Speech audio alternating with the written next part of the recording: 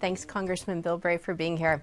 I want to start with taxes. In 2006, you signed the Grover Norquist anti-tax pledge. For the people at home, basically it says, I will not raise taxes. Would you sign that today? I would. I think that the problem is not the way how high the tax rates are. Even President Obama is saying now is not the time to talk about this.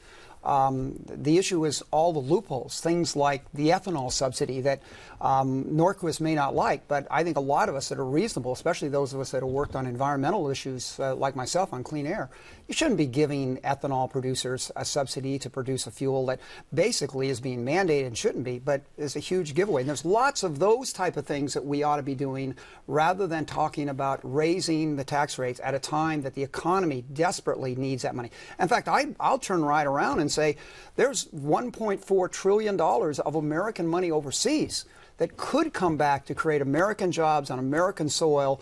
But the fact is the federal government was saying we're going to tax it at 35%. Doesn't a pledge like this, though, doesn't this sort of set up this partisan gridlock by one side saying, okay, we took this pledge, we're not going to raise taxes, and that's how you end up without compromise? No, look, I worked together with Nancy Pelosi to be able to work at bringing the America's Cup back to California. I'm working with her on saving the cruise ship industry for the Port District. I work across the aisle on a lot of issues down there. We're even working on solar panels together with the Tennessee. But you find those common areas where we say, okay, can we agree that there's a whole lot of tax benefits that are being put out there that should have never gone out there, that are not only bad for the budget, but bad for the economy. Things like taxing imported parts for golf clubs here in San Diego more than if you assemble it and drive the jobs overseas. Those things are the place we can agree with, and we got to start working. I want to cut in over here because I want to move on to immigration. Absolutely. Now, we know that you also introduced legislation. You sponsored a bill that would have taken citizenship away from children born of illegal immigrants in this country. I think it was H.R. 1868. Would you support similar legislation today? Do you still believe that? Look, the bill never took any citizenship away from anybody. What it did, though, is say that under the Constitution, you must be subject to the jurisdiction, that tourists who have kids here, wealthy tourists that are coming through, they're not subject, they cannot be drafted, cannot be tried for treason. And under the Constitution, they're not subject to the jurisdiction.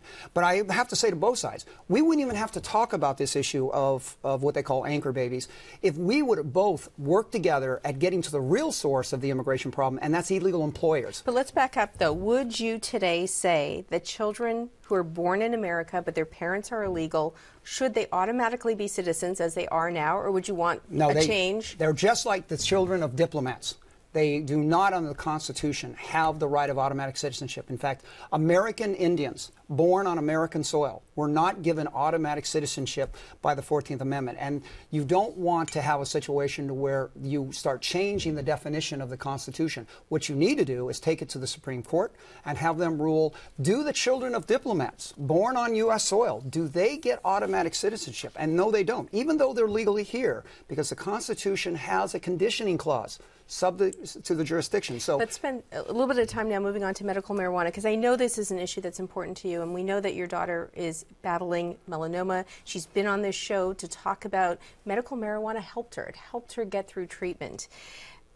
You don't support medical marijuana in its current state in California, though, do you? Look, I saw what it did for my daughter at a critical time, and with the way things are going, she may need it again. But I'm a congressman that's sworn to uphold the Constitution.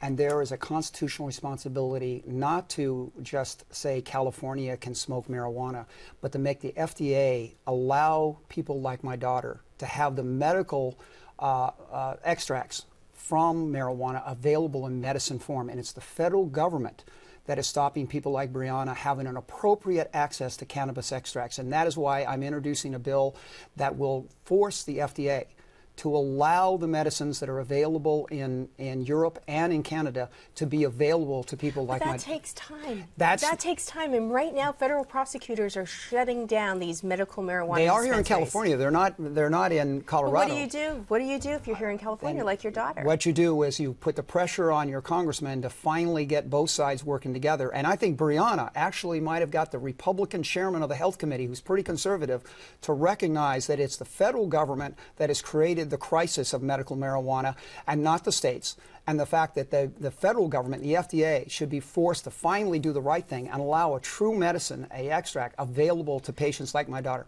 We're out of time, but I want to send people to kpbs.org. There's a much longer conversation with you and Maureen Cavanaugh, and they can find out more about what you stand for. Thank you so much, Congressman, for being here. Thank you very much. I appreciate it. It's been an honor.